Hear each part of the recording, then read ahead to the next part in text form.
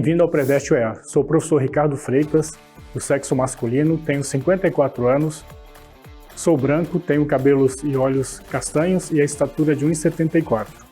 Hoje estou trajando calça jeans e camiseta preta. Nossa sala de aula é um estúdio de TV. Na aula de hoje vamos falar sobre população mundial, migrações e refugiados. Fazer uma revisão breve sobre essas duas temáticas aí. Inicialmente, a gente tem que fazer uma diferença entre o que seja imigrante e o que seja refugiado, né? Os refugiados são aqueles que escaparam de conflitos armados ou perseguições, né? Com frequência devem cruzar as fronteiras internacionais, eles têm que buscar segurança, já que não tem segurança no seu país de origem, né? Uma outra questão importante que tem que frisar é que existem assistências internacionais em relação aos refugiados, né? A própria ACNUR da ONU é um órgão importante nesse apoio dessas populações que estão em vulnerabilidade, na verdade, né? O direito internacional, ele define e protege os refugiados, né? A Convenção da ONU de 1951 sobre o Estatuto dos Refugiados e seu protocolo de 1967 define quem é o refugiado e delimita os direitos básicos que os estados devem garantir a ele. Já os imigrantes, eles escolheram se deslocar, né? Não por causa de uma ameaça direta de perseguição ou morte, mas principalmente para melhorar sua vida em busca de trabalho ou educação ou por reunião familiar ou por outras razões, muitas vezes razões econômicas da tentativa de melhoria de qualidade de vida, né?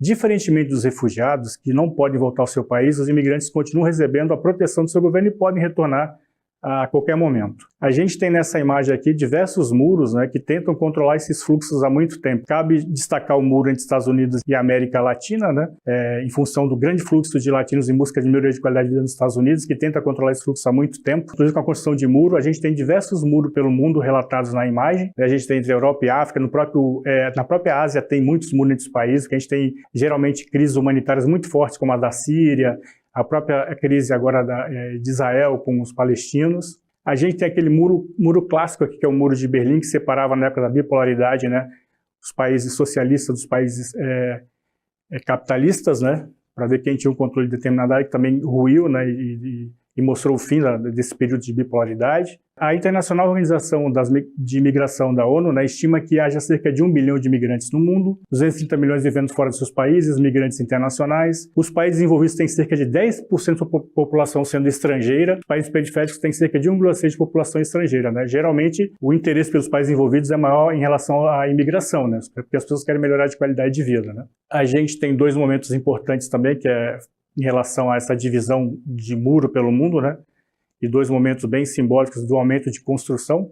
A queda do Muro de Berlim foi um momento de fim de um muro e, ao mesmo tempo, o 11 de setembro foi um momento de aumento desse controle migratório, especialmente por parte dos Estados Unidos. Vamos falar um pouco das causas do aumento das migrações internacionais. O aumento das desigualdades entre os países ricos e pobres no século XX, né? Os países desenvolveram muito mais que outros, então despertaram interesse em relação às populações mais pobres. A gente teve a questão da tecnologia dos transportes, ficou muito mais fácil de deslocar, voos de aviões, navios mais modernos, que facilitou o contato entre as populações de diversos continentes, e a tentativa de fuga, né, especialmente em relação à Europa, que é muito próximo de áreas de conflito, né, do Oriente e da Ásia, né. A gente tem a questão da globalização, a informação corre muito rápido, muito solta, praticamente uma propaganda, né, dos países mais desenvolvidos, que oferecem oportunidades, digamos assim. E é importante também frisar a questão do percentual de imigrantes internacionais em relação à população mundial. Segundo a ONU, né, 2,9 em 1990, 3,2 em 2013, 3,7 em 2024. Aqui a gente tem especificamente o caso da Venezuela, que teve uma crise política muito importante na América do Sul, né? E a gente observa que o Brasil recebeu um fluxo muito grande dessas populações. Inclusive a gente tem uma parceria com a ONU, que é o projeto Acolhida, Fronteira Roraima,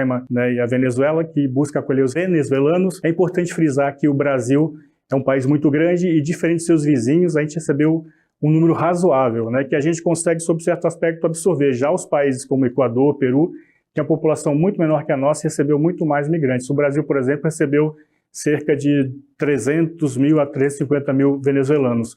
Esses países receberam em torno de 400 mil ou até mais em alguns casos, né? Então, é uma crise humanitária, uma crise política muito forte que nos atinge diretamente. Vamos agora partir para a resolução de algumas questões e fazer uma revisão geral sobre essa temática. A primeira questão aqui é da UEA de 2023. Após dias dormindo no aeroporto internacional de Guarulhos, localizado no estado de São Paulo, e o impasse para chegar à colônia de férias do Sindicato dos Químicos em Praia Grande, no litoral São Paulo. Um grupo de 128 afegãos, enfim, estão se adaptando à nova realidade no Brasil. Para isso, medidas de integração são realizadas no abrigo por equipes de agências da Organização das Nações Unidas, ONU. Desde 2021, com o volta do Talibã ao poder ao Afeganistão, milhões de afegãos deixam o país. E a gente tem uma tabelinha aqui para a gente ilustrar essa questão, como é uma questão muito grave, né, quantitativa, né? A gente observa que, por exemplo, que com a crise na Síria, nós tivemos 6,3 milhões de pessoas que tiveram que migrar, tiveram que deixar a Síria, né?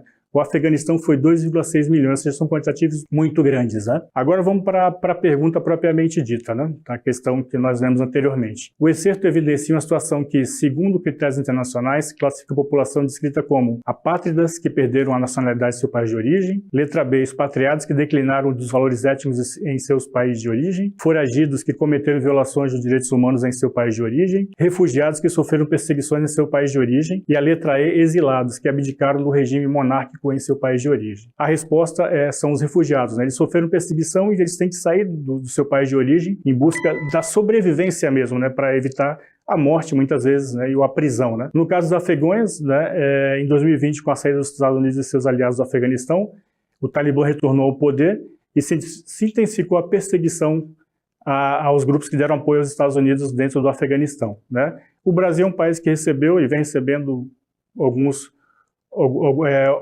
algumas centenas de afegãos nesse processo, que o Brasil sempre ele recebe imigrantes, né?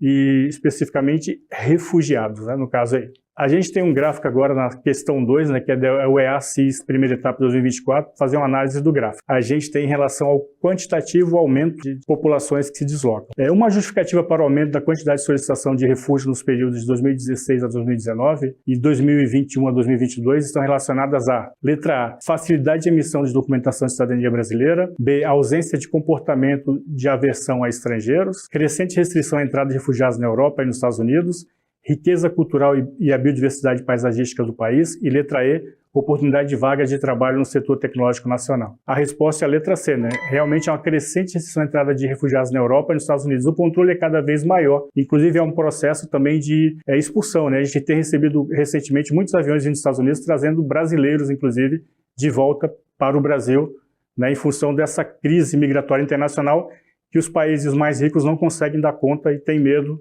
de uma desestruturação interna em função desse aumento de fluxo, né? A gente tem crise em vários países, como Venezuela, Haiti, Mianmar, Afeganistão, Ucrânia e outros países, né, que realmente geram esse fluxo muito grande. E a questão 3, né, da OEA 2023 tem um textinho, né, que coloca o seguinte: hoje, com a interdependência e a globalização dos mercados de tecnologia, o capital, as empresas e a comunicação derrubam as fronteiras nacionais. A interação de mão de obra de um lugar para o outro. Utopicamente, não houver soberanias exclusivas, protecionismos unilaterais e o constrangedor passaporte, a migração seria uma forma interativa de enriquecimento cultural e social entre diferentes pessoas do mundo. Mas a força de trabalho encontra barreiras em disposição por toda parte na América do Norte e na Europa, bem como em vários países da Ásia e mesmo em países em desenvolvimento. Aqui a gente tem uma ilustração de construção de mais um muro, né, que na tentativa de evitar o acesso desmedido de populações migrantes para os países, né, e isso está cada vez mais comum, essa construção de muro, a gente já comentou anteriormente. E a pergunta é a seguinte: de acordo com o contexto do mundo globalizado atual, letra A, proporciona uma maior mobilidade dos trabalhadores, porém esta é restrita aos mais qualificados. Letra B, apoia-se na rapidez e nas facilidades trazidas pelos novos meios de comunicação, que enfraquecem os Estados nacionais. Letra C, abole gradualmente as políticas protecionistas, tanto nos países desenvolvidos como nos países em desenvolvimento. Letra D, permite a integração de mercados de tecnologias, mas impõe obstáculos aos fluxos migratórios. E letra E, favorece o compartilhamento de tecnologias entre os países, o que diminui as desigualdades entre as nações ricas e pobres. A resposta é a letra D, né? Permite a integração de mercados de tecnologias, mas impõe obstáculos aos fluxos migratórios, né? Até porque não tem como receber um fluxo tão grande. E a gente observa que, com a evolução do meio técnico, científico e informacional, a base da globalização cria um espaço integrado em nível mundial, intensificando a circulação e o fluxo de bens e capitais. Contudo, adotam-se políticas mais austeras para inibir a imigração, né? E a gente também observa que as pessoas muito qualificadas de qualquer país, elas são recebidas a qualquer momento em país do mundo, né? Porque os países querem mão de obra qualificada.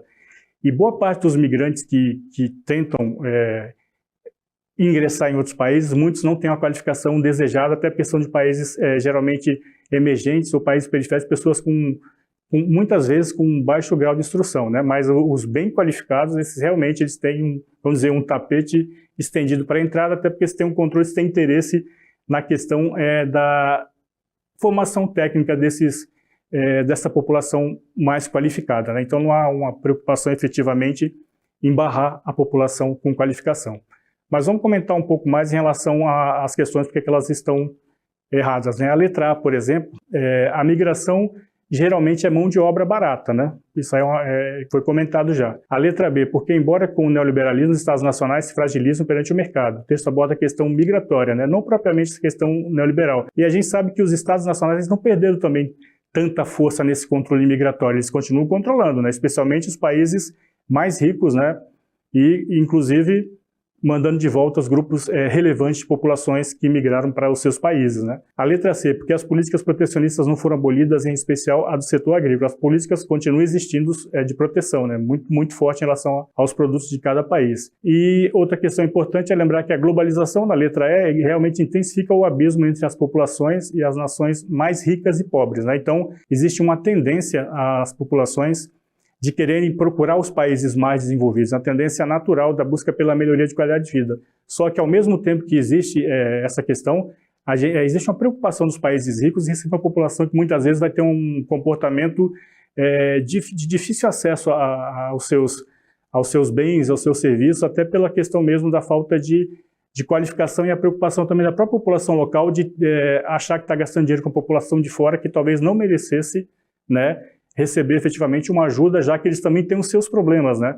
Porque os países ricos também têm os seus problemas para resolver. Então, eles vão ter que criar novos mecanismos para absorver essa população, que muitas vezes é uma população com muitas carências. Inclusive, a questão cultural também, que gera, muitas vezes, atritos entre as populações locais e a população de imigrantes, né? O Brasil é um país que, digamos assim, sob certo aspecto, seria uma exceção, né? Ele aceita, dentro do que é previsto, né, e em acordo com a ONU, a recepção, mas claro, o Brasil também tem o controle, né, que ele não pode receber todo mundo que busca vir para o nosso país. Na aula de hoje, nós trabalhamos duas questões importantes em relação à população mundial, que é a questão dos refugiados e a questão dos imigrantes, né? A gente sabe que o refugiado ele tem que sair do seu país de origem por uma pressão forte, senão podem acabar presos ou mortos muitas vezes, né? Geralmente é uma perseguição muito forte. E a ONU dá um suporte para que se ocorra esse apoio internacional, né?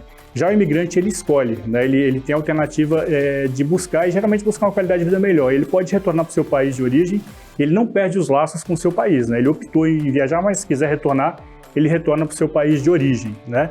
Então são categorias importantes, porque o mundo tem um percentual, um quantitativo muito elevado de população nessas situações, né? Baixe o aplicativo do Preveste UEA e acompanhe o Preveste UEA em todas as nossas redes sociais.